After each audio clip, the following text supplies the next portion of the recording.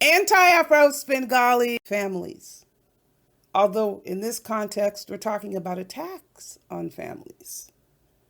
Why do they do it? I'm going to lead off this commentary with a lesson from the sporting world. Sit back and check out this extraordinary feat. She does the most beautiful triple axel, which is the jump she's going to attempt right here. Here is the forward takeoff. Oh, wow! Oh, one of those awful slips off the edge. How many times do we have to say that entrance to the jump is the whole jump? But she's got to pull herself together. She's got this whole program to do. Now, triple combination here. Oh, wow. Elegance and beauty. Now, look at this edge. This is a forward edge jump, the most dangerous and difficult move of all. Watch, she has to lean into it, but she didn't. She leaned into it like a ski jumper must lean into the wind. She pulled back slightly. That pulled her back on the edge. Watch again now. Watch the upper part of the body. It should go forward, but if you notice right there, it's back. And you can't do that. That's why that move is the most dangerous and difficult and treacherous move in all of skating. Mao Asada is going to take the lead. She doesn't know it yet. Wow. Now she does. Well deserved. Boy. I think every skater can learn from what just happened to her tonight. That was so magnificent. Well, we've seen a lot of things in skating, but I don't think I have ever seen anything like that. You had that huge fall on the triple axel. Tell me what happened. I was very nervous, so I think I fall. After the triple axel, how did you come back? What did you say to yourself? I fall, and then I'm not nervous. Did you hurt yourself? Your hip? Now a little bit, but in program, no. Amazing. A very heroic effort. Congratulations, Mao Asada. Terry, back to you. Wow. What a comeback. The ice skater from Japan, Mao Asada. I think that's amazing. The fact that she's 17 years old when this happened says everything. At the earliest ages in life, your imprint starts to take hold. Your influences start to shape who you are. Role modeling is essential. Nobody's ever going to tell me this does not have anything to do with role modeling, because we've seen other athletes who are talented, like Aaron Rodgers, who fall apart. They're not able to rally. You need to be able to rally, and that is behavior which is modeled, which is demonstrated, and it's encouraged. So just because others may perceive you to be down, that does not drive what your ultimate outcome is. And this is what these demons will never get. They want to think that we're down. They're hoping that we're down. They're praying.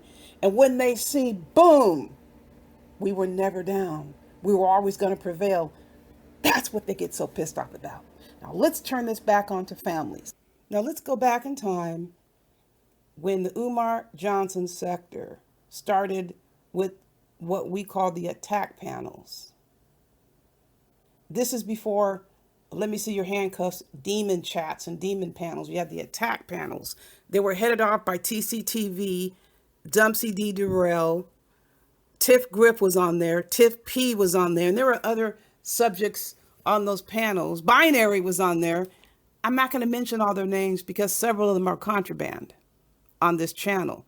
But they got together and made it a point to start targeting people's family members, wives, girlfriends, children, grandparents, even dogs, cats. They were going after the person on YouTube's loved ones because they felt they couldn't make enough of an impact on that person. That is the main reason why they started doing this. But here's the situation. When you have this behavior, this attack panel behavior, this is pre-demon chat, they love the fact they're able to gather together, dance around bonfires, targeting people's loved ones, until the target of attack decides to bring back a response. Now, it's most desirable for the attack panels when you run up and catch the link and start trying to defend yourself on the spot. For them, they like it that way because they're able to do what? Turn off your microphone. They turn off your microphone. People don't get a chance to hear what you have to say. Then they're able to continue with their lies by saying that they bodied you. Oh, we took care of him. Oh, we shut her up. And it's just more content for them. It's a vicious cycle. They love that. This is what the attack panels did. And then you had the demon chats. And the demon panels were, let me see your handcuffs, who perped on as an AFW. For some odd reason, there are subjects around here who insist she was my friend. We were never friends. Let me see your handcuffs. Can't tell you anything about me, about my life, what I do on a daily basis, where I go, who I see. She can't tell you anything like that. And neither can any of these other backstabbing ingrates. But let's go over to the demon chats, which they became more evil and more sinister, if you can believe that, because they joined together. And now they wanted to make sure that the lies that they told were even more defamatory, more slanderous. Keep in mind with the attack panels, they were ravenous, rabid as to their homophobia and closeted behavior.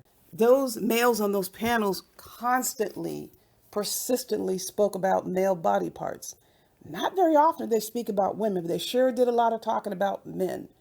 And had Tiff Griff and Tiff P up there, and then Catherine Brown came up for a while to try to make it seem like it wasn't focused on gay sex acts, and it was. That was the main thrust of their content, putting that behavior on heterosexual men, married men with children. So let's go back again over to Let Me See Your Handcuffs. When she started full steam ahead with the demon chats and the demon panels, after she knew we had her number. So there she starts allowing people to come up on the platform to spread, again, sexually related lies about those she couldn't control. Once again, depending on how the target responded, dictated the disposition of the original attacker, the aggressors. The aggressors are the ones who first invoke family and friends, loved ones.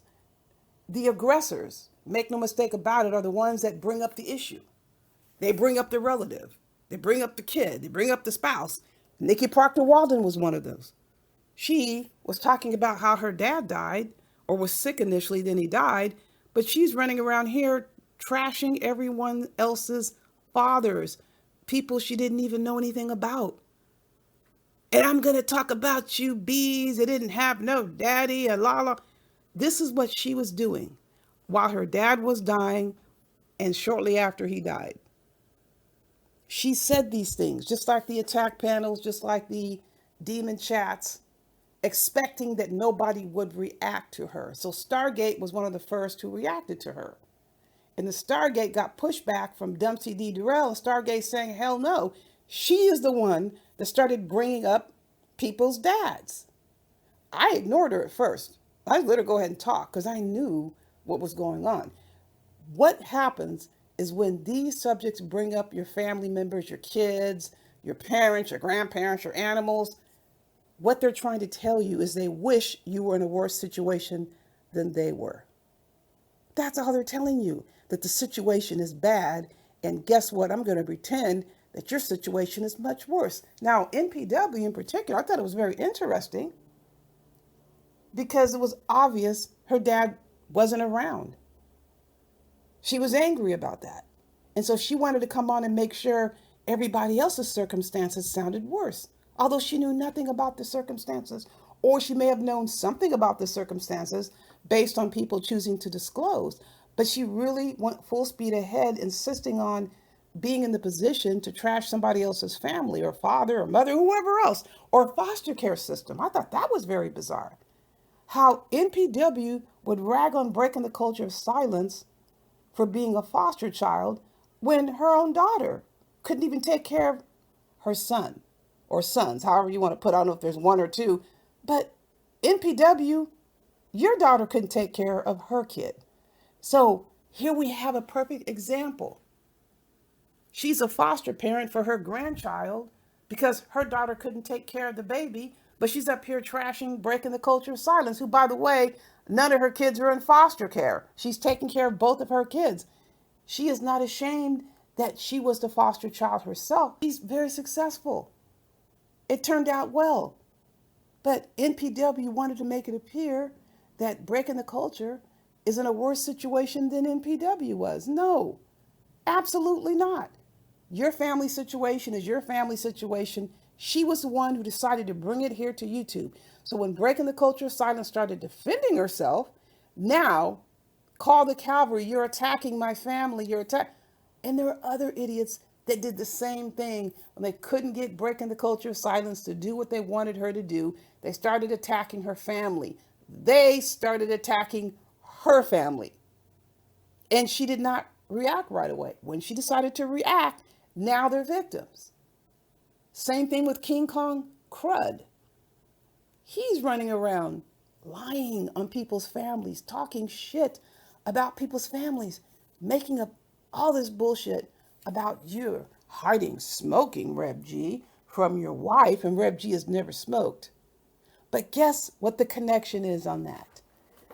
I'll tell you why King Kong Crud brought up the cigarettes.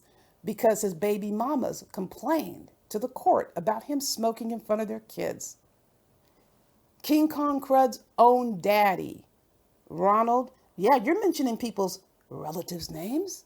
Yeah, King Kong Crud. So guess what? We get to mention yours, but even if you didn't, there's no law against it. But Ronald was up there smoking in front of King Kong Crud's daughter when she was about, I think, 2 years old. They went on some trip, and his dad's driver's license was suspended, but here they are driving around on suspended licenses and smoking cigarettes in front of what, a 2-year-old, I think she was at the time. And he's putting this all on YouTube. And then he's turning around saying that Reb G smokes? No, you have a problem with smoking. Your baby mamas complained about you smoking and drinking, and your own raggedy daddy was smoking cigarettes right there in front of your, what, 2-year-old daughter? So what the hell are you talking about? Somebody else's family. He wants their families to be in a worse situation than his were in. He's up here ragging on his own mother, who defended herself against a crackhead that was wailing on her and wailing on him. But what does he have? He has nothing but contempt and scorn for his own mother in death when she defended herself. But what did Ronald do when the crackhead was wailing on your family, King Kong Crud? Nothing. Nothing. He did absolutely nothing. And I think that's disgusting because as a teenager, my brother almost got somebody up out of here for putting his hands on me. And that was a relative trying to stop me from alerting what somebody shouldn't be doing, stealing his stuff. But what did your dad do? You up here crying and whining. If we're to believe what this fool says, he says he was wailed on by a crackhead. He said that. Those words came out of his mouth. But what did Ronald do about it, King Kong Crud? Nothing. Allowed this crackhead to wail on you, and you lived in the same city. I'm not even advocating for vigilante approaches. When I say do something about it, why not go to court? Why not fight for custody? Ronald didn't fight for custody for King Kong Crud because he didn't give a damn. How is it that King Kong Crud is up here whining and crying that his mother, who he continues to curse in death, made him go to prison and visit the crackhead stepdaddy? All of those prison visits he was crying about, again, condemning his mother in death. Where was Ronald? Why didn't Ronald say, you're not taking my kid up to no prison? What's wrong with you, woman? No, you're going to stay with me. Did he ever try to keep you at his house, King Kong Crud? You see, You can't talk about anybody's family because your situation is 45 million times worse. And I'll say that with the disclaimer that nobody's family is perfect. But you open up your mouth and talk about people's families like free flowing, talking about people's families and putting up pictures of people who aren't even related to anyone, putting totally innocent victims up on display. Yes, we knew you had a criminal propensity. And the dude that popped up that 40 caliber let us know what was going on. I believe every word he says. And he's coming up for parole in 2025. And what are you going to do about that? Nothing. Continue talking about people's families because you want others to try to think that your family was better. Your family is not better. I'll tell you that much. How many in your family have degrees? All 8 of us have degrees. Our father made damn sure we were provided for. We had all of our needs met. You didn't. And you get up here and try to talk about other people's families? Are you serious? And there was something that I thought was just, I couldn't even fathom it. Knowing that brothers and sisters don't always get along, but it wasn't even within that context that he was making the statement. Again, crashing in on his own mom.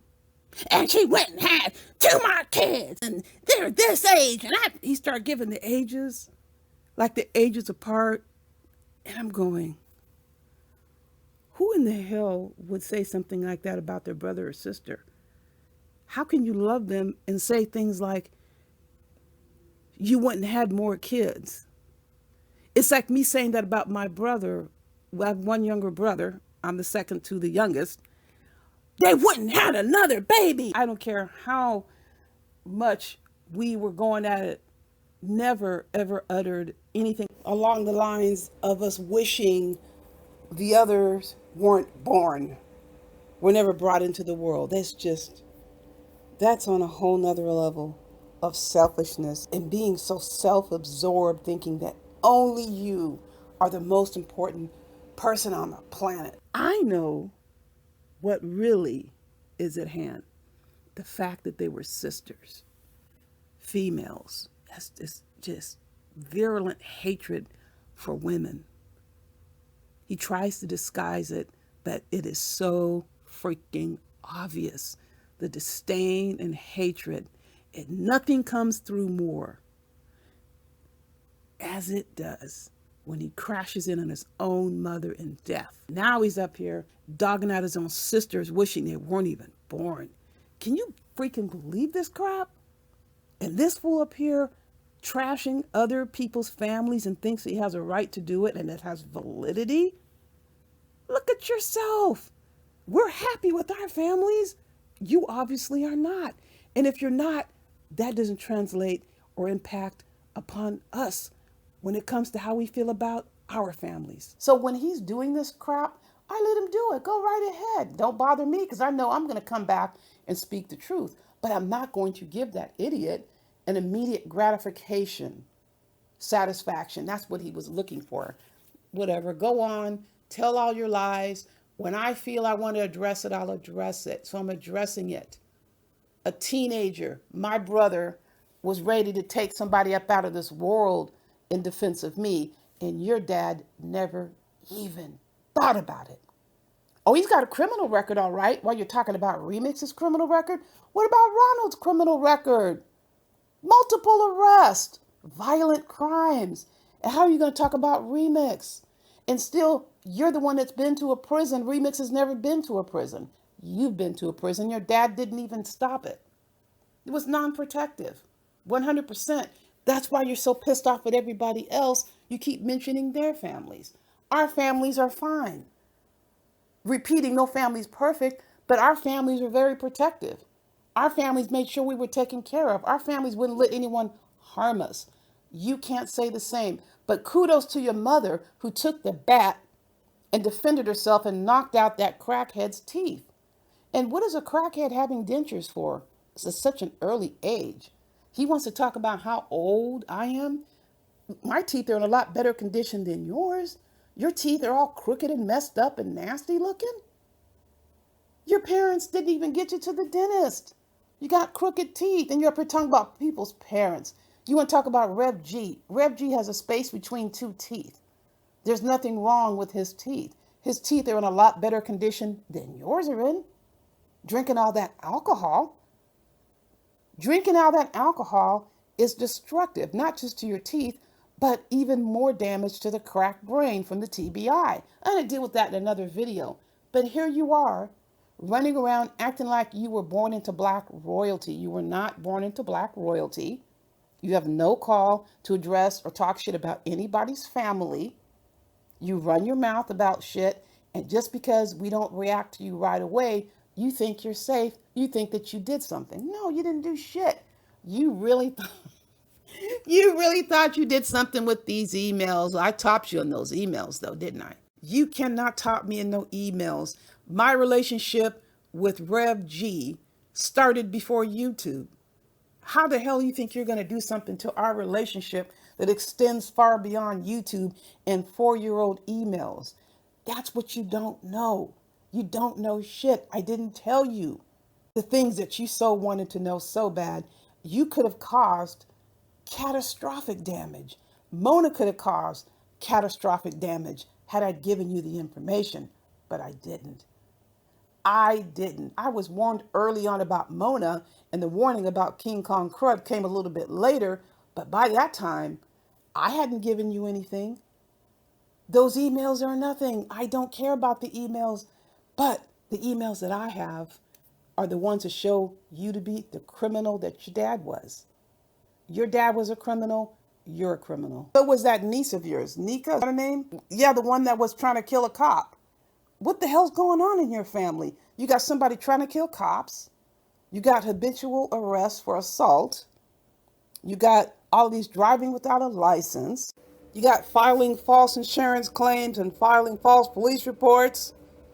You got a bunch of deadbeats in your family that don't want to pay child support either. And you got your, what's her name, cousin breaking and entering all over Nashville, interrupting church services to the point where the church has to call the police. If you go to church and you're having an issue, aren't the church members able to kind of gather around you? No, not if you're the devil. They had to call the cops. Violating people's rights, assaulting people? Yes. That's your family. Your, what's her name, cousin running in front of garbage trucks. What the hell's going on with your family? You're going to get up here and talk about somebody else's family. What the hell? This is a comical. You're not going to traipse upon our constitutionally protected rights. I would talk about you. I'll talk about your family. I'll talk about how your daddy didn't raise you, didn't give a damn. If he gave a damn, he would have done something about it. Are you serious? You got this rogue public servant, Carrie Ann, calling her dad a dog? Oh, I can go all the way down the line. You're the ones who are ashamed of where you came from, of who you are. That's why you're coming online trying to make other people feel worse than you. How are you going to make somebody feel worse than you when they love their families and didn't come from what you came from? It's an epic fail. Just like you, King Kong Crazy, you failed in so many ways. You tried to buy young Pharaoh's medical records and you failed. And I have the proof. Repeat, you can't top me on any emails. You can't top me on anything. You will have to break the law. You have to violate the law to give yourself the perception that you beat someone. And that's when you're going to get arrested. You should be arrested for what you did. Same goes for the Social Security criminals. Mona, she had to violate the law in order to feel that she could get somewhere. Same with all the other Social Security criminals who posted the information and passed it around. You were in the criminal element, King Kong Crud. You always were. You can't even put on a good act to act like you're even partially righteous. You're not righteous if you are offering somebody money to steal medical records, because that's what it is. It's stealing medical records. These are felony offenses that you have perpetrated. And it's no surprise because it courses through your family. And you're getting up here acting like you talk shit about other people's families. You sound and look like the joke that you are. Your pity scam has run its course. You are the one running around here trying to find some way to even some score that you'll never be able to even. You could never do it by yourself. You're too scared to run a live stream by posting information that's factual, but you'll get up and do a live stream that's 100% lies you are totally and completely gutless. Listen, folks, you know I have more coming your way. In the meantime, you know the drill. Buyer beware.